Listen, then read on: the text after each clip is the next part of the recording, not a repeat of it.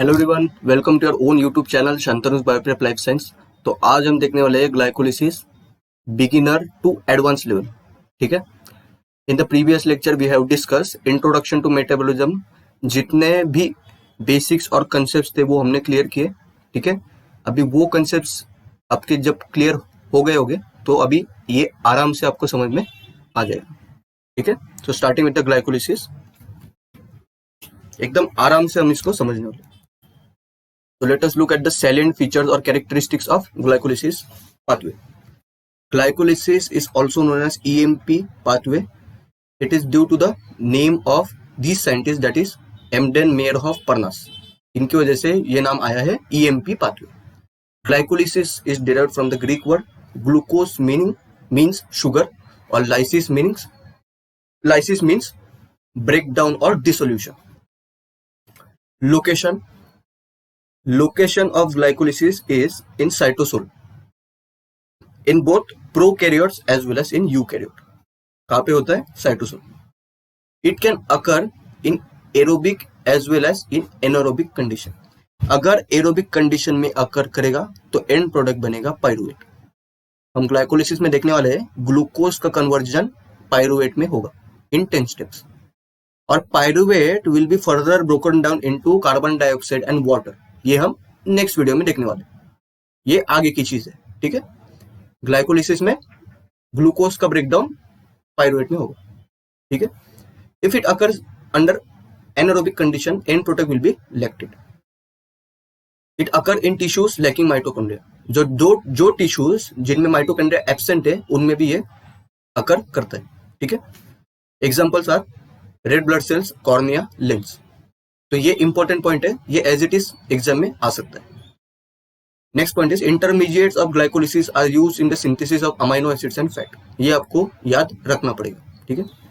Reversal of glycolysis at irreversible steps is known as gluconeogenesis or formation of glucose. Glycolysis मतलब glucose का breakdown, gluconeogenesis मतलब glucose का formation. तो irreversible steps जो हो रहे ग्लाइकोलिसिस में, वो इरिवर्सिबल स्टेप मतलब वो आगे मतलब फॉरवर्ड डायरेक्शन में जाएगा। और ये इरिवर्सिबल स्टेप्स को अगर हम बाईपास करें, इरिवर्सिबल स्टेप्स को अगर हम बाईपास करें और हम उल्टा जाए और उल्टा जाके हम वापस से ग्लूकोज बनाए, तो उसको हम बोलेंगे ग्लूकोनियोजेनेसिस प्रोसेस। ठीक है। ये हम बाद में देखने वाले हैं। ग्लूकोनियोजेनेसिस जब पढ़ेंगे तब हम उसको देखेंगे। ठीक है। तो there are mainly 3 phases of glycolysis. First is energy investment or priming stage or preparatory stage. ठीक है। एनर्जी इन्वेस्टमेंट, तो नाम से यहाँ पे पता चल रहा है कि एटीपी का यूटिलाइजेशन होगा। एनर्जी का यूटिलाइजेशन होगा क्योंकि एनर्जी हमको इन्वेस्ट करना पड़ रहा है। ठीक है। स्प्लिटिंग फेज में क्या होता है, हम ये देखने वाले हैं कि एक मॉलिक्यूल है 6 कार्बन कंपाउंड का, उसका ब्रेकडाउन होके 2 मॉलिक्यूल्स बनेंगे 3 कार्बन के। तो 1 molecule of 6 carbon compound will be broken down into 2 molecules of 3 carbon compound each. और वो मॉलिक्यूल है 6 कार्बन कंपाउंड का फ्रुक्टोज 1,6 बिसफॉस्फेट। उसका ब्रेकडाउन होने के बाद एक मॉलिक्यूल बनेगा 3 कार्बन का dihydroxy acetone phosphate which is also known as DHAP। और दूसरा मॉलिक्यूल बनेगा 3 कार्बन का विच इज ग्लिसरॉल्डिहाइड 3 फॉस्फेट। ठीक है। ये हम देखने वाले। And the third phase is energy generation or pay of phase. नाम से पता चल रहा है एनर्जी जनरेशन मतलब यहाँ पे एटीपी का फॉर्मेशन होगा या फिर प्रोडक्शन होगा। ठीक है। हम अभी आराम से 10 के 10 स्टेप समझेंगे। The first step is glucose is converted into glucose 6-phosphate which is catalyzed by an enzyme hexokinase which require magnesium or manganese ions to function efficiently. ठीक है। यहाँ पे आप क्या देख सकते हो कि ATP का यूटिलाइजेशन हो रहा है। 1 ATP is used, यहाँ पे लिख दिया मैंने 1 ATP is used। ये ग्लूकोज का स्ट्रक्चर है साइक्लिक। ठीक है। और ये लीनियर स्ट्रक्चर है ग्लूकोज का। तो आपको अगर सारे के सारे स्ट्रक्चर्स समझने हैं तो सब स्ट्रक्चर याद रखने की जरूरत नहीं है। सिर्फ ग्लूकोज और फ्रुक्टोज का स्ट्रक्चर याद रखो आप सारे के सारे स्ट्रक्चर्स आराम से बना पाओगे, मैं ये अभी दिखाने वाला हूँ, ठीक है। तो रिंग का स्ट्रक्चर भी याद रखा तो अच्छी बात है, लेकिन लीनियर स्ट्रक्चर ग्लूकोज और फ्रुक्टोज का अगर आपको याद होगा तो आप सब के सब स्ट्रक्चर्स बना पाओगे ग्लाइकोलिसिस में, जितने इंटरमीडिएट से मेटाबोलाइट से उतने सबके सब आप आराम से बना पाओगे। तो ये स्ट्रक्चर बहुत इंपॉर्टेंट है, ठीक है, लीनियर स्ट्रक्चर।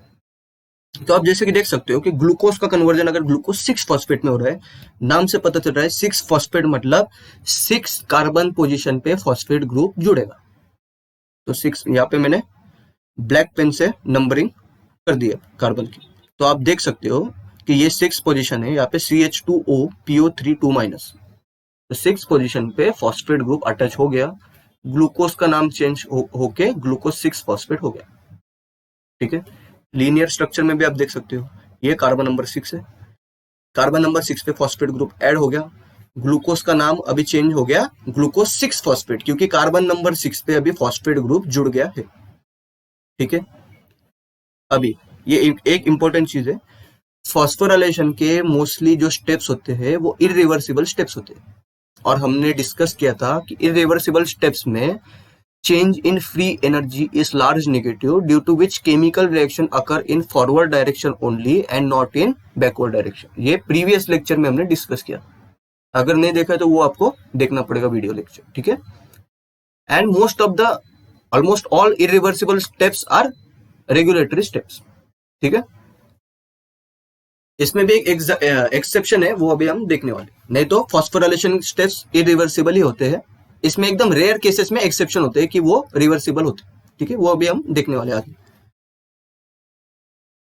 ये फ्रुक्टोज का स्ट्रक्चर है साइक्लिक, और ये लीनियर स्ट्रक्चर है।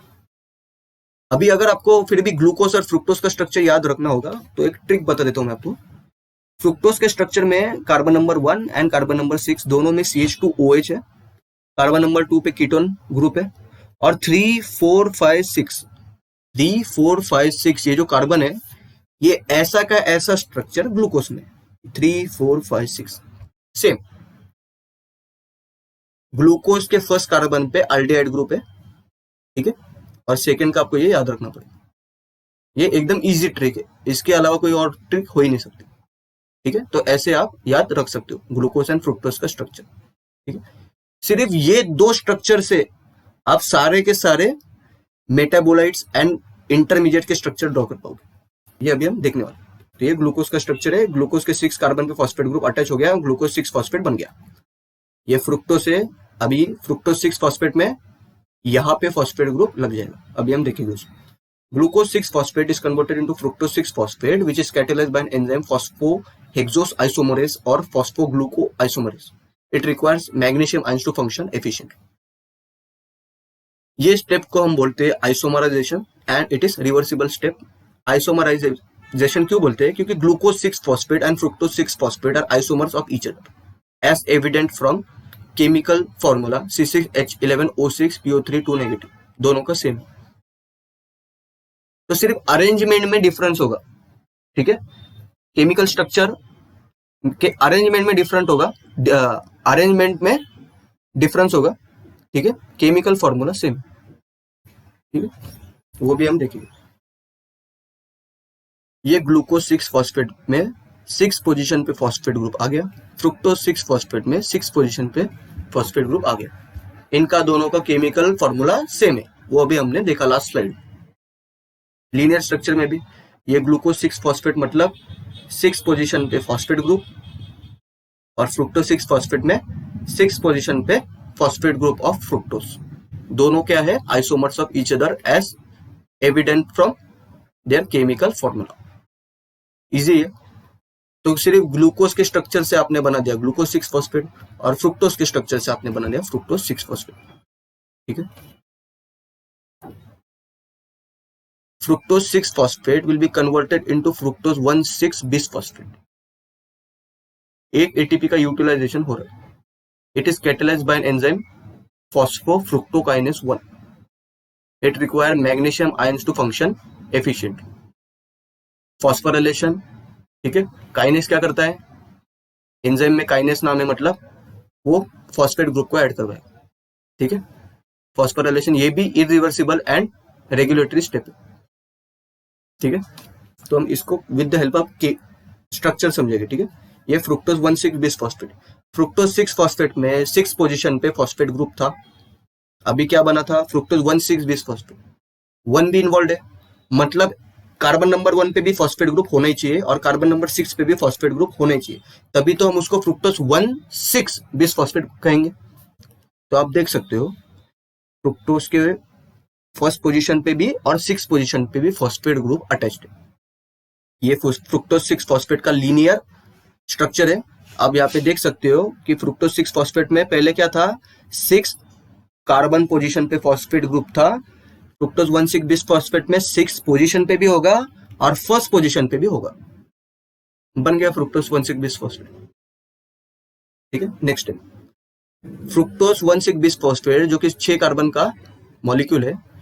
इट विल अंडरगो क्लीवेज या फिर splitting to form one molecule of 3 carbon DHAP and one molecule of 3 carbon glyceraldehyde 3 phosphate catalyzed by an aldolase enzyme.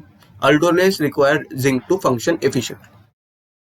एक molecule है 6 कार्बन का, वो स्प्लिट होके एक मॉलिक्यूल बना रहा है DHAP का और दूसरा मॉलिक्यूल बना रहा है ग्लिसरॉल्डिहाइड 3 फॉस्फेट का। 3 + 3 = 6, ठीक है। तो आप यहां से भी देख सकते हो ये फ्रुक्टोज 1,6 बिस फॉस्फेट का स्ट्रक्चर है। अगर आपने कार्बन नंबर 3 के बाद उसको कट किया, ठीक है, तो हमको क्या मिलेगा, ये ऊपर वाला ऐसा का ऐसा, कार्बन नंबर 2 पे ये ऐसा का ऐसा, कार्बन नंबर 3 ये ऐसा का ऐसा, बन गया 3 कार्बन का DHAP या फिर dihydroxy acetone phosphate. Second position पे कीटोन ग्रुप प्रेजेंट है। तो आपको DHAP का भी स्ट्रक्चर याद रखने की जरूरत ही नहीं, आपको सिर्फ ग्लूकोज और फ्रुक्टोज का स्ट्रक्चर याद होगा। आप देख सकते हो कि सब सारे के सारे स्ट्रक्चर आप आराम से बना लोगे। वैसे ही ये नीचे का ग्लिसरॉल्डिहाइड 3 फॉस्फेट मतलब अल्डिहाइड ग्रुप तो होना ही चाहिए, तो ये अल्डिहाइड ग्रुप, ऊपर वाला अल्डिहाइड ग्रुप, ये नीचे वाला ऐसा का ऐसा, तीसरा वाला ऐसा का ऐसा, 3 phosphate glyceraldehyde 3 phosphate, third carbon पे फॉस्फेट ग्रुप अटैच होना चाहिए। आप देख सकते हो कि थर्ड पोजीशन पे carbohydrate group attached, sorry phosphate group attached, तो बन गया ग्लिसरॉल्डिहाइड 3 फॉस्फेट। कोई दिक्कत नहीं, यहाँ पे सब स्ट्रक्चर आराम से बन रहे। ये step DHAP can be interconverted into glyceraldehyde 3 phosphate by an enzyme phosphotriose isomerase। नाम से पता चल रहा है आइसोमरेस मतलब ये आइसोमर बनाएगा। इसका मीनिंग ये है कि DHAP का जो मॉलिक्यूल है वो इंटर कन्वर्ट कर सकता है ग्लिसरॉल्डिहाइड 3 फॉस्फेट।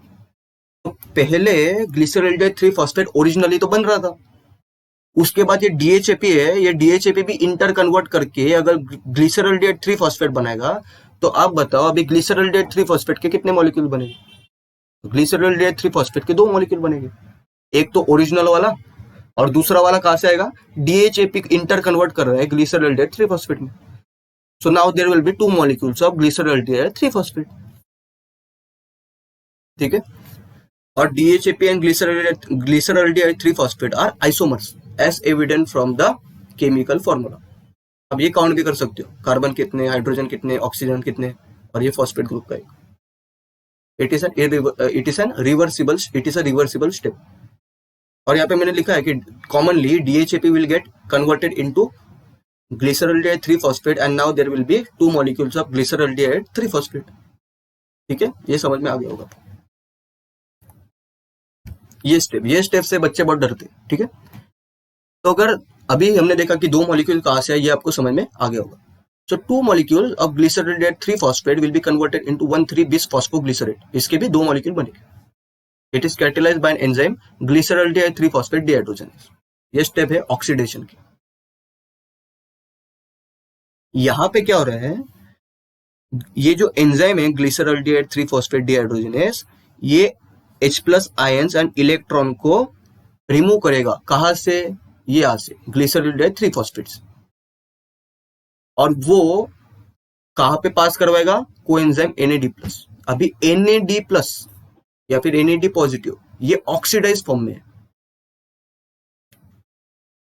ऑक्सीडेशन मतलब रिमूवल ऑफ या फिर loss of H+ ions and electron, और रिडक्शन मतलब acceptance of hydrogen ions and electron, ठीक है।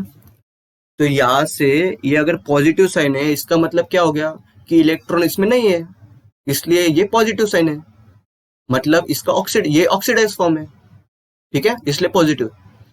तो ये अगर H प्लस आयन इलेक्ट्रॉन को अगर एक्सेप्ट करेगा तो क्या हो जाएगा, रिडक्शन होगा, क्योंकि मैंने बोला आपको कि loss of H plus ions and electron is referred to as oxidation, acceptance of H plus ion electron is known as reduction. तो अगर ये एक्सेप्ट कर रहा है तो उसका रिडक्शन हो रहा है, और रिड्यूस फॉर्म क्या है, NADH, ठीक है, oxidation of aldehyde to carboxylic acid. ये हम देखेंगे, स्ट्रक्चर समझते हो, यहाँ पे अच्छे से समझा है। तो यहाँ पे याद रखने वाली बात ये है कि NAD प्लस एक हाइड्राइड आयन को एक्सेप्ट करेगा। हाइड्राइड आयन मतलब H plus plus 2 electron minus, या फिर 2 इलेक्ट्रॉन। ये हाइड्राइड आयन को एक्सेप्ट करने के बाद बन जाएगा NADH प्लस, ये जो H प्लस है वो कहां से आएगा, इनऑर्गेनिक फॉस्फेट से। ये भी हम अभी स्ट्रक्चर समझते हो, स्ट्रक्चर देखते वक्त समझेंगे। तो अगर ग्लिसरॉल्डिहाइड 3 फॉस्फेट के 2 मॉलिक्यूल है तो NAD प्लस भी 2 हो गए, क्योंकि कोएंजाइम भी 2 होगी। तो 2 NAD प्लस प्लस हर एक NAD एक हाइड्राइड आयन को एक्सेप्ट करेगा। तो अगर एक hydride ion H plus plus 2 electron है तो 2 hydride ion 2H plus 4 electron हो जाएंगे, बन जाएगा 2 NADH। ये 2 H प्लस कहां से आए, फ्री वाले इनऑर्गेनिक फॉस्फेट्स, ठीक है। अभी हम आगे देखते हैं। ग्लिसरॉल्डिहाइड 3 फॉस्फेट, जैसे कि नाम में ही है, फर्स्ट कार्बन पे अल्डिहाइड ग्रुप, थर्ड कार्बन पे फॉस्फेट। यहाँ पे क्या हो रहा है, अभी हम इसको ध्यान से समझेंगे, ठीक है। हाँ, तो यहाँ पे क्या हो रहा है, लॉस ऑफ हाइड्रोजन, ठीक है। तो आप देख सकते हो ये जो हाइड्रोजन है ये निकल गया, ये निकलने के बाद स्ट्रक्चर ऐसा बन जाएगा, और फर्स्ट पोजीशन पे फॉस्फेट ग्रुप का एडिशन हो रहा है, ठीक है। इसलिए तो नाम 1,3 बिस फॉस्फोग्लिसरेट, 1 आ गया, मतलब 1 पे फॉस्फेट ग्रुप का एडिशन हुआ है। बाकी का स्ट्रक्चर वैसा का वैसा सेम, कोई भी डिफरेंस नहीं। सिर्फ ग्लूकोज और फ्रुक्टोज का स्ट्रक्चर याद रखो, बाकी आप आराम से सब के सब आप देख सकते हो कि सब आप आराम से ड्रॉ कर पाओगे, ठीक है। अगर रिमूवल हो रहा है H प्लस का तो ऑक्सीडेशन हो गया, ठीक है। और ये जो फॉस्फेट ग्रुप है इनऑर्गेनिक फॉस्फेट, इसके वजह से H प्लस आयन जो यहाँ पे मिल रहा था, H प्लस आयन वो आया था इनऑर्गेनिक फॉस्फेट से, ठीक है। इसलिए हम उसको ऐसा लिखते हैं NADH प्लस H प्लस, ठीक है। ये वाली स्टेप समझते हैं।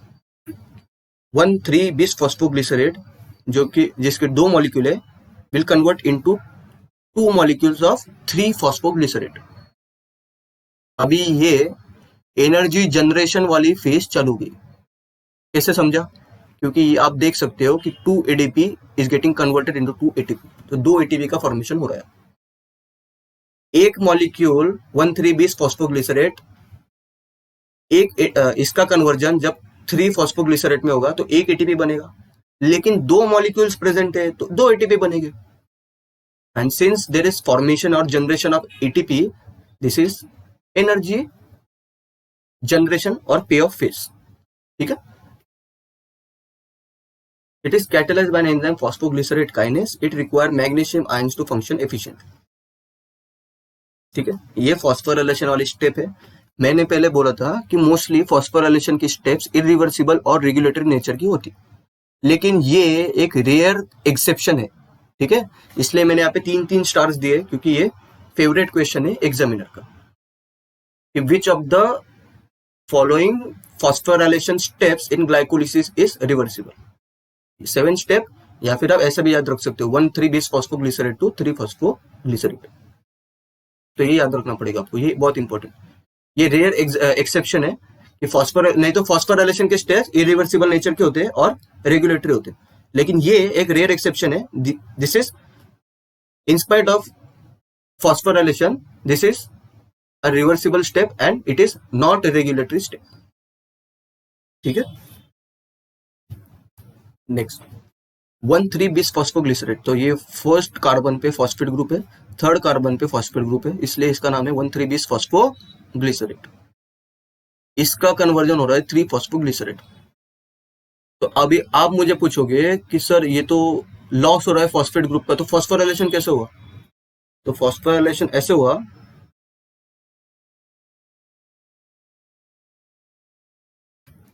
यहाँ पे क्या हो रहा है, ये जो फॉस्फेट ग्रुप है, ये कार्बन नंबर 1 का जो फॉस्फेट ग्रुप है, ये निकलेगा ADP प्लस इनऑर्गेनिक फॉस्फेट। ये इनऑर्गेनिक फॉस्फेट ही तो है, क्या बनाएगा? ATP। बन गया ATP। 1 ATP formed from 1 molecule of 1,3 bis phosphoglycerate to 3 phosphoglycerate. तो अगर 2 मॉलिक्यूल प्रेजेंट हो गए तो 2 ATP बनेगी। ठीक है, हर एक मॉलिक्यूल से ऐसी वाली प्रोसेस होगी तो 2 ATP बनेगी। ठीक है, तो ADP का ये फॉस्फेट ग्रुप का ट्रांसफर अगर ADP के साथ हो तो ATP बनेगा। ठीक है, इजी है, इसलिए इसको फॉस्फोराइलेशन स्टेप कहा है हमने। ठीक है, तो अगर ये फॉस्फेट ग्रुप निकल गया तो बस आपको वैसा का वैसा स्ट्रक्चर निकलना है। फॉस्फेट ग्रुप को हटा दो, देखो ये सेम स्ट्रक्चर, इसमें कोई भी चेंज नहीं है, बन गया 3 फॉस्फोग्लिसरेट। तो मैं आपको यही बोल रहा हूँ कि अलग अलग स्ट्रक्चर याद रखने की जरूरत बिल्कुल भी नहीं है। इतना लॉजिकल आपको कोई नहीं समझाता, और ये कौन से भी बुक में दिया नहीं होता है। ठीक है, इसलिए आपको ये मुश्किल हो जाता है। तो हमने क्या देखा था, ग्लूकोज एंड फ्रुक्टोज के स्ट्रक्चर अगर आप याद रखोगे, और उसके बाद कौन सी स्टेप्स हो रही है, मतलब फ्रुक्टोज का fructose 6 phosphate, fructose to 1,6 bis phosphate, ये स्टेप्स अगर आपको याद हो जाएगा तो आप आराम से ये स्ट्रक्चर डिड्यूस कर पाओगे। ठीक है, तो 3 फॉस्फोग्लिसरेट बन गया। नेक्स्ट, 3 फॉस्फोग्लिसरेट के 2 molecules will get converted into 2 molecules of 2 phosphoglycerate. It is catalyzed by an enzyme phosphoglycerate mutase. ये आइसोमराइजेशन की स्टेप है, as evident from their chemical formula.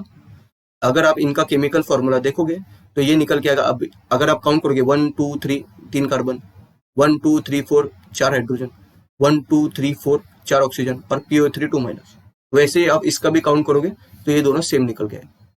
अगर केमिकल फॉर्मूला सेम हो और केमिकल स्ट्रक्चर में difference in arrangement हो तो उसको आइसोमर बोलेंगे। ठीक है, तो यहां पे क्या हो रहा है, ये थर्ड कार्बन वाला जो फॉस्फेट ग्रुप अटैच थे वो निकलेगा और वो चले जाएगा कहां पे, सेकेंड ग्रुप पे, सेकेंड कार्बन पे। ठीक है, तो यहां से निकला, बन गया, अटैच कर गया सेकेंड कार्बन पे, नाम चेंज हो जाएगा। ये पहले 3 कार्बन पे था, थर्ड कार्बन पे था, तो थर्ड या फिर 3 फॉस्फोग्लिसरेट इसका नाम था। तो ये फॉस्फेट ग्रुप अगर सेकेंड कार्बन पे चले जाए तो उसका नाम क्या हो जाएगा, 2 phosphoglycerate. 2 phosphoglycerate will be formed. ठीक है, next, 2 molecules of 2 phosphoglycerate will be converted into 2 molecule of phosphoenol pyruvate, which is catalyzed by an enzyme enolase.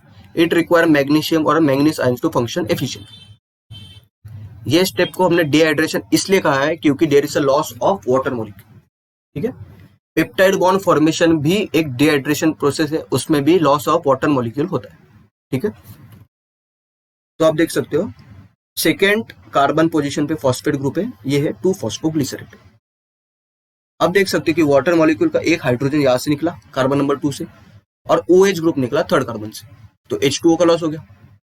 वैसा का वैसा स्ट्रक्चर H और OH को छोड़ के अगर आप लिखोगे वैसा का वैसा स्ट्रक्चर है, ये क्या बन जाएगा, फॉस्फोइनॉल पाइरुवेट।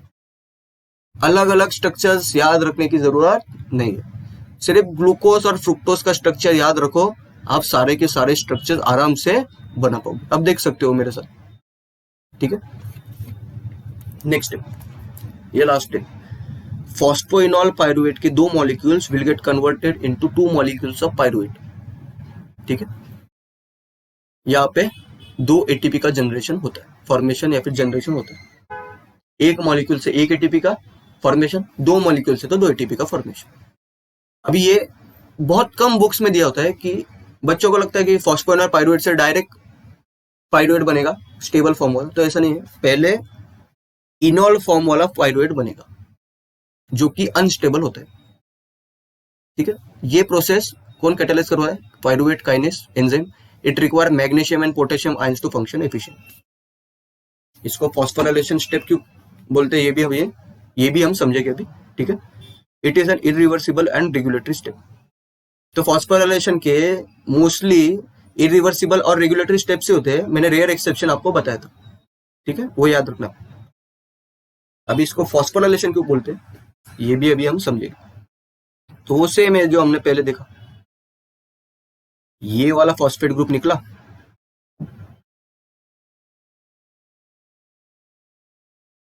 ADP प्लस ये वाला फॉस्फेट क्या है, इनऑर्गेनिक फॉस्फेट बन जाएगा ATP। दो मॉलिक्यूल से दो ATP बन गए, ठीक है। फॉस्फेट ग्रुप निकलने के बाद जो स्ट्रक्चर बचता है वैसा का वैसा ही तो है ये। अभी आप पूछोगे कि यहाँ पे दो बॉन्ड क्यों है, तो आपको एक चीज याद रखनी है, a carbon can form 4 bonds, ठीक है। अगर चार बॉन्ड बनाता है कार्बन तो भी हम गिनती करेंगे। अगर यहाँ पे नॉर्मल एक सिंगल बॉन्ड होता तो कार्बन यहाँ पे कितने बॉन्ड बना रहा था, कार्बन यहाँ पे सिर्फ 3 बॉन्ड बना रहा था। कैसे,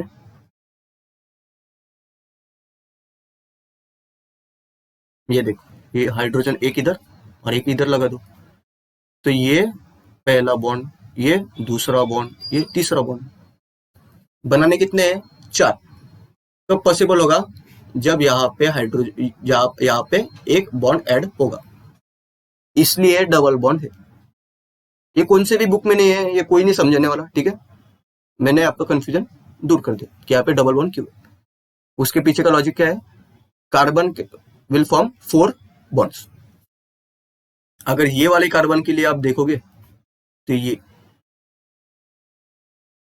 ये फर्स्ट, ठीक है, ये सेकंड, अभी नीचे भी तो 2 बॉन्ड होना चाहिए, इसलिए ये 2 बॉन्ड थे, ठीक है। समझा अभी इसका लॉजिक, इसलिए ये स्ट्रक्चर में 2 बॉन्ड। तो अगर ये अनस्टेबल मॉलिक्यूल है तो अनस्टेबल मॉलिक्यूल यही चाहेगा कि वो जल्दी से जल्दी स्टेबल फॉर्म में आ जाए, ठीक है, क्योंकि अनस्टेबल है, वो यही चाहेगा कि जल्दी से जल्दी, इसलिए ये प्रोसेस को क्या बोलेंगे, स्पॉन्टेनियस। जल्दी से जल्दी होगी, स्टेबल अनस्टेबल से स्टेबल फॉर्म में आ जाएगा। तो पायरुवेट का इनोल फॉर्म था, पायरुवेट का कीटो फॉर्म में टॉटोमराइजेशन हो जाएगा उसका। तो यहाँ पे स्ट्रक्चर थोड़ा सा चेंज होता है। कीटो फॉर्म मतलब एक कीटो ग्रुप तो होना ही चाहिए, कीटोन ग्रुप, और यहाँ पे 3 कार्बन, सॉरी यहाँ पे सिंगल बॉन्ड है, यहाँ पे डबल बॉन्ड नहीं है, क्यों, वो भी देख लेते हैं।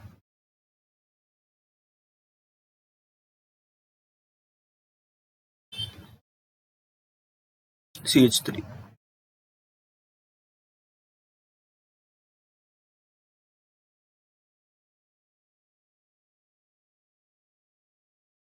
यहाँ पे दिख नहीं रहा होगा आपको, 1 मिनट,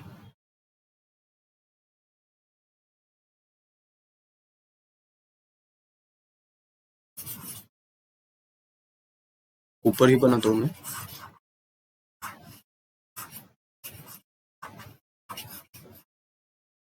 ठीक,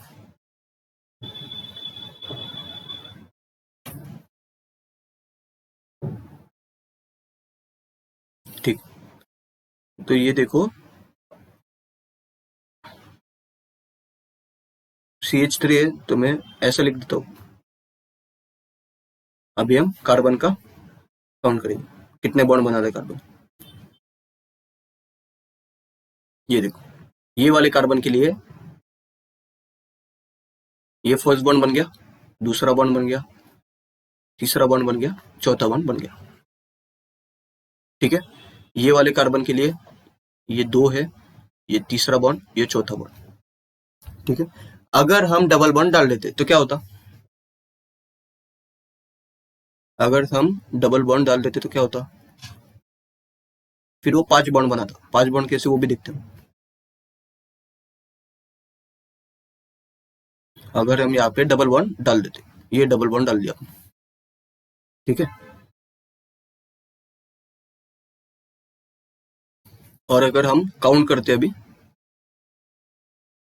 ये 2 बॉन्ड, ये तीसरा, ये चौथा, ये पांचवा, लेकिन मैंने क्या कहा था, carbon can form maximum 4 bonds. तो ये वाला स्ट्रक्चर अगर ऑप्शन में होगा तो आप उसको टेक नहीं करोगे। समझा लॉजिक? बस इतना ही था इसमें। तो आपने देखा कि ग्लूकोज से और फ्रुक्टोज से हमने सारे के सारे स्ट्रक्चर्स को डिड्यूस किया आपने, ठीक है। हमने अलग अलग स्ट्रक्चर्स बिल्कुल भी याद नहीं रखे, ठीक है। और लॉजिक भी आपको समझा दिया मैंने कि डबल बॉन्ड, सिंगल बॉन्ड, ठीक है। Now we will see inhibitors in glycolysis. यहां से क्वेश्चन आता है, ये इंपॉर्टेंट है। तो लिखा है iodo acetate is an inhibitor of glyceraldehyde 3 phosphate dehydrogenase, ठीक है। इसका कैटालिसिस या फिर एंजाइम का मैकेनिज्म बिल्कुल भी हमको डेप्थ में नहीं पढ़ना, क्योंकि ये बहुत केमिस्ट्री वाली चीज है ये, ठीक है। We are students of life science, तो इतना डेप्थ वाला हमको नहीं आएगा। केमिकल साइंस वाले कंसेप्ट हमको नहीं लगाने ज्यादा, ठीक है। तो it is N inhibitor of glyceraldehyde 3 phosphate dehydrogenase enzyme. वो क्या करता है, वो कॉम्प्लेक्स या फिर कॉम्प्लेक्स कोवेलेंट डेरिवेटिव बनाएगा, किसके साथ, SH group of enzyme active site के साथ वो एक कॉम्प्लेक्स कोवेलेंट डेरिवेटिव बना देगा और एंजाइम को वो इनएक्टिव कर देगा, ठीक है। ये एक इनहिबिटर था। दूसरा इनहिबिटर है fluoride. Fluoride inhibit enolase enzyme, ठीक है। It is a competitive inhibitor. मतलब क्या, कॉम्पिटिटिव इनहिबिटर मतलब अगर ये एंजाइम है, एंजाइम की ये एक्टिव साइट है, ये एक्टिव साइट है, ठीक है। और ये अगर सबस्ट्रेट होगा उसका, तो ये सबस्ट्रेट इसके साथ बाइंड कर जाएगा, ठीक है। नॉर्मल केस में, ये नॉर्मल केस में। कॉम्पिटिटिव इनहिबिटर मतलब सबस्ट्रेट की तरह दिखने वाला, हम शक्ल, ठीक है। तो हम उसका हम शक्ल बनाते हैं,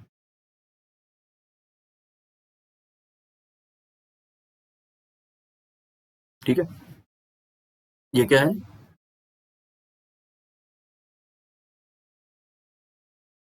इनहिबिटर, और कैसा है, कॉम्पिटिटिव। कॉम्पिटिटिव नाम इसलिए है क्योंकि आपने इनहिबिटर ऐड किया, साथ में सबस्ट्रेट भी होगा और दोनों सेम दिख रहे हैं, तो एक तो ये बाइंड कर सकता है, एक तो ये बाइंड कर सकता है, दोनों पॉसिबिलिटी। तो इसमें कंपटीशन हो रही है, एक्टिव साइट के लिए कंपटीशन हो रही है। इनहिबिटर भी बाइंड कर सकता है और सबस्ट्रेट भी बाइंड कर सकता है, नॉर्मल वाला, इसलिए उसका नाम है कॉम्पिटिटिव इनहिबिटर, ठीक है। कॉम्पिटिटिव इनहिबिटर अगर बाइंड कर जाए तो वो ग्लाइकोलिसिस के इनोलेस एंजाइम को इनहिबिट करेगा। अब उसका सिग्निफिकेंस क्या है, fluoride is added during blood glucose estimation in lab. It inhibits glycolysis and thus glucose will not be used up in glycolysis, due to which accurate measurement of blood glucose level is possible. अगर हम 2 test tube ले, मान लो patient है, patient गया lab 1 में और एक patient गया लैब 2 में। वो पेशेंट्स को ब्लड ग्लूकोज लेवल का मेजरमेंट करवाना है या फिर एस्टिमेशन करवाना है। उन लोगों ने ब्लड दिया, ये टेस्ट ट्यूब में ब्लड है, ये ब्लड है टेस्ट ट्यूब। लैब 1 वालों ने फ्लोराइड ऐड नहीं किया टेस्ट ट्यूब में, नो फ्लोराइड। लैब 2 वालों ने टेस्ट ट्यूब में फ्लोराइड ऐड किया, तो लैब 1 ने फ्लोराइड ऐड नहीं किया। ग्लाइकोलिसिस में क्या होगा, ग्लूकोज है ब्लड में, क्या है, ब्लड में ग्लूकोज है, इसमें भी ग्लूकोज रहेगा। तो जिसमें फ्लोराइड ऐड नहीं है उसमें क्या चलेगा, ग्लाइकोलिसिस चलेगा और ग्लूकोज का कन्वर्जन पायरुवेट में हो जाएगा। तो आप मुझे बताओ कि अगर पेशेंट ने, अगर इसमें इनिशियली 100 mg पर डेसीलीटर, इनिशियली 100 mg पर डेसीलीटर अगर ग्लूकोज लेवल होता ब्लड में, और अगर ग्लूकोज का यूटिलाइजेशन हो रहा है ग्लाइकोलिसिस में, तो at the end of the test वो कम दिखाएगा ग्लूकोज की लेवल, जो कि नहीं है कम, तो ये तो फॉल्टी टेस्ट हो जाएगा। Quality result. और लैब 2 देखो कितना होशियार है, उसने क्या किया, फ्लोराइड डाल दिया ब्लड ग्लूकोज में, सॉरी ग्लूकोज में, ब्लड में। फ्लोराइड क्या करेगा, फ्लोराइड कर इनहिबिट कर देगा glycolysis.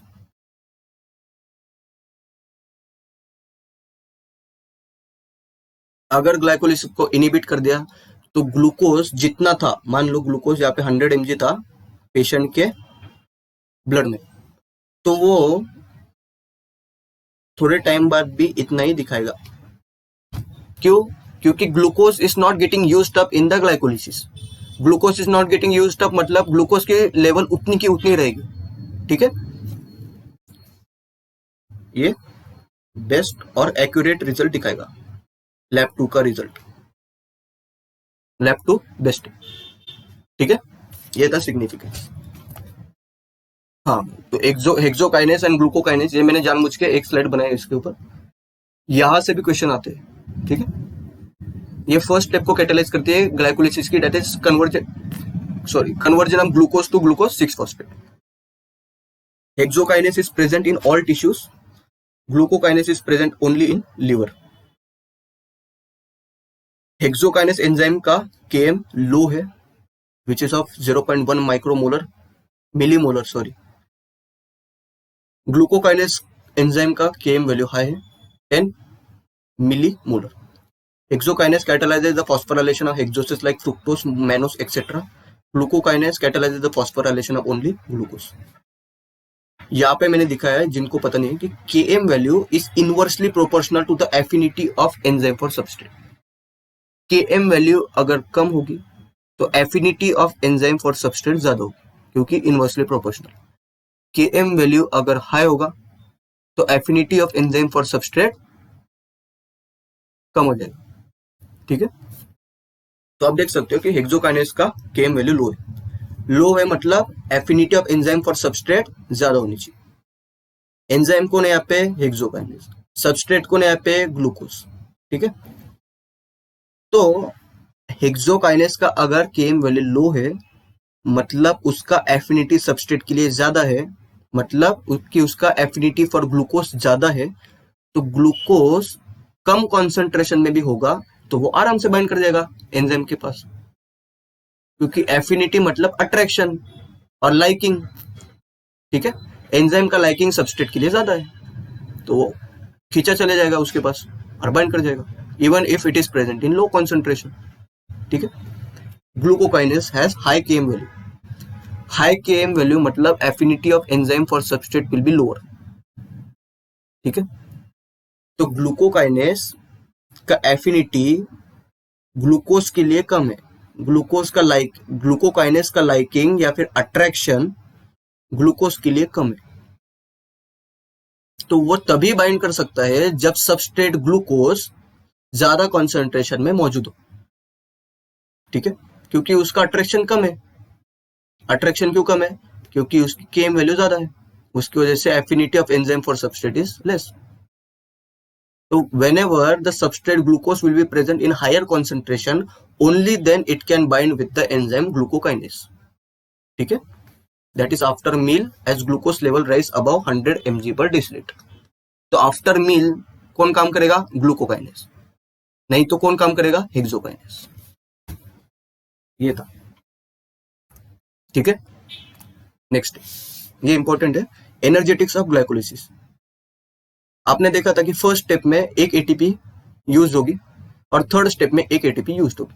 First step glucose to glucose 6 phosphate में एक एटीपी का यूटिलाइजेशन हो रहा था, और थर्ड स्टेप में fructose 6 phosphate to fructose 1,6 bis phosphate का जो कन्वर्जन हो रहा था, जो कि फॉस्फोफ्रुक्टोकाइनेस 1 करवा रहा था, उनमें एक एटीपी का कंजम्पशन हो रहा था। कितने एटीपी यूज हुए अभी तक, 2 एटीपी यूज। ठीक है, कितने, 2 एटीपीज यूज। ठीक है, फिर उसके बाद ग्लिसरॉल 3 फॉस्फेट डिहाइड्रोजनेस वाली जो स्टेप थी, उसमें हमने देखा था कि ऑक्सीडेशन होता है। उसमें क्या हो रहा था, 1 NADH मॉलिक्यूल बन, उसमें 2 NADH के मॉलिक्यूल बन रहे थे। एक NADH का मॉलिक्यूल जब ऑक्सीडेटिव फॉस्फोराइलेशन से पास होता है या फिर इलेक्ट्रॉन ट्रांसपोर्ट चेन से पास होता है तो एक NADH मॉलिक्यूल से 3 ATP का फॉर्मेशन होता है। तो अगर 2 NADH के मॉलिक्यूल बनेंगे तो 6 ATP का फॉर्मेशन होगा, 6 ATP बन गए।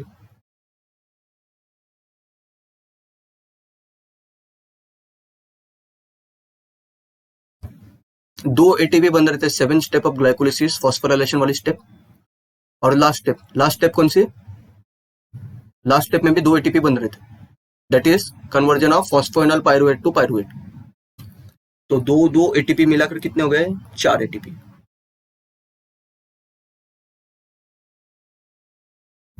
6 + 4 कितने हुए? 10। यूज कितने हुए? 2। कितने बच गए? 8 ATP। इतने ATP ग्लाइकोलिसिस के प्रोसेस में बनते, खत्म। ठीक है, 8 ATPs are formed produced via glycolysis pathway. Done with glycolysis. अभी मुझे बताओ कि इसमें क्या डिफिकल्ट था? इसमें कुछ भी डिफिकल्ट नहीं था, इसमें सिर्फ ग्लूकोज और फ्रुक्टोज के स्ट्रक्चर से हमने सारे के सारे स्ट्रक्चर्स बनाए। ठीक है, और एंजाइम्स के नाम तो आपको याद रखने पड़ेंगे, कौन से स्टेप में क्या हो रहा है वो भी याद रखना पड़ेगा, कौन से आयंस लग रहे हैं वो भी याद रखना पड़ेगा। इसके लिए कोई ट्रिक नहीं है, लेकिन केमिकल स्ट्रक्चर मैंने आपको सिर्फ 2 मॉलिक्यूल से सारे के सारे रिड्यूस करना सिखा दिया। ठीक है, इनहिबिटर्स देखा, हेक्सोकाइनेस ग्लूकोकाइनेस देखा, फ्लोराइड का सिग्निफिकेंस देखा।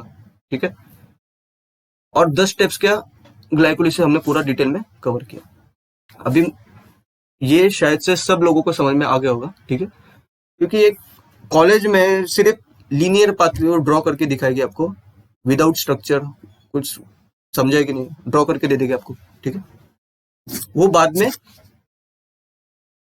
उसका कोई यूज नहीं होता है, क्योंकि जब हम एंट्रेंस एग्जाम देते तो हमको समझ में आ जाता है कि लेवल तो बहुत हाई है इसका। तो अगर हम डिस्टिंक्शन भी लाते हैं BSc या फिर MSc में, वो कुछ काम का नहीं होता है, क्योंकि डिस्टिंक्शन लाने के बावजूद एंट्रेंस एग्जाम क्लियर होती ही नहीं, क्योंकि हमको सब थियरी पढ़ाया जाता है। ठीक है, कंसेप्ट पे ज्यादा फोकस ही नहीं होता है, और कंसेप्ट पढ़ाए भी तो ऊपर से पढ़ाया जाता है। ठीक है, रेफरेंस बुक में कौन सी चीजें ज्यादा कॉम्प्लिकेटेड दी होती है, कभी कभी वो देख के समझ में नहीं आता। इसके लिए एकदम बेस्ट टीचर होना जरूरी है। ठीक है, जो कि कंटेंट को सिंप्लीफाई करे उनके खुद के लैंग्वेज में, वो ऐसा मॉडिफाई करे कि बच्चों को आराम से समझ में आ जाए। लेकिन ऐसा बहुत कम लोग करते हैं, क्योंकि इसमें बहुत मेहनत लगती है। ठीक है, तो बस अभी कॉपी पेस्ट की वजह से स्टूडेंट को समझ में नहीं आता है। लोग क्या करते हैं, कॉपी करेंगे एक जगह से, वो पेस्ट करेंगे, लेक्चर बना देंगे, उससे कुछ फर्क नहीं पड़ेगा, क्योंकि स्टूडेंट को समझ में नहीं आएगा। ठीक है, तो मेरा लेक्चर देखने का शायद से आपको सब चीजें इजी लग गई होगी। ठीक है, और आप ये रेफर कर सकते हो, इतनी इन्फॉर्मेशन इनफ है। हम आगे और डिटेल में देखने वाले हैं। ठीक है, ग्लाइकोलिसिस इतना सा नहीं है ग्लाइकोलिसिस, अभी तो इसका रेगुलेशन पार्ट बाकी है। ठीक है, और बाकी के जो छोटे मोटे पाथवे है वो भी हम डिस्कस करने वाले, सब हम डिस्कस करने वाले। ठीक है, लेकिन ये बेसिक्स अगर आपकी क्लियर हो जाएगी तो आप कौन सा भी क्वेश्चन सॉल्व कर पाओगे। Even you can solve tracing of radio label carbon question from the glycolysis pathway. ठीक है, क्योंकि आपको अगर स्ट्रक्चर्स बनाने याद रह जाएगी तो आप आराम से पता लगा पाओगे कि अगर कार्बन नंबर 1 ग्लूकोज का अगर आपने रेडियो लेबल कर दिया तो आप पता लगा पाओगे कि पायरुवेट के स्ट्रक्चर के अंदर वो कार्बन नंबर 1 जो हमने लेबल किया था ग्लूकोज में, वो पायरुवेट के स्ट्रक्चर के अंदर कौन से कार्बन पे प्रेजेंट होगा, वो भी हम पता लगा सकते हैं just with the help of the structures. याद क्या रखना है, ग्लूकोज एंड फ्रुक्टोज के स्ट्रक्चर, बाकी का आप सारा मैंने जैसे निकाले थे स्ट्रक्चर वो आराम से वैसा आप बना सकते हो। नॉमेनक्लेचर से सब आपको समझ में आ जाए। ग्लूकोज 6 फॉस्फेट, 6 फॉस्फेट मतलब 6 कार्बन पोजीशन पे फॉस्फेट ग्रुप होना जरूरी है। ठीक है, 1 3 20 फॉस्फेट, एक पे भी होगा 3 पे भी होगा phosphate group. 3 phosphoglycerate, carbon number 3 पे फॉस्फेट ग्रुप, 2 फॉस्फोग्लिसरेट, नाम चेंज हो गया तो थर्ड पोजीशन से फॉस्फेट ग्रुप हट गया, सेकंड पोजीशन पे फॉस्फेट ग्रुप लग गया, तो नाम चेंज हो गया 3 फॉस्फोग्लिसरेट से 2 फॉस्फोग्लिसरेट। तो ऐसा याद रख सकते हो, ठीक है। इसमें कुछ ज्यादा है ही नहीं इसमें, ठीक है। फॉस्फेट ग्रुप को इधर से उधर करना है, फॉस्फेट ग्रुप का रिमूव करना है, ऑक्सीडेशन करना है, H+ आयन को हटाना है, और वाटर का डिहाइड्रेशन रिएक्शन में वाटर का रिमूव करना है, बस इतना ही तो है। उससे स्ट्रक्चर सारे के सारे बन जाएंगे आपके, ठीक है। तो आई होप ये वीडियो आपके लिए हेल्पफुल रहा होगा। See you in the next video, thanks for watching.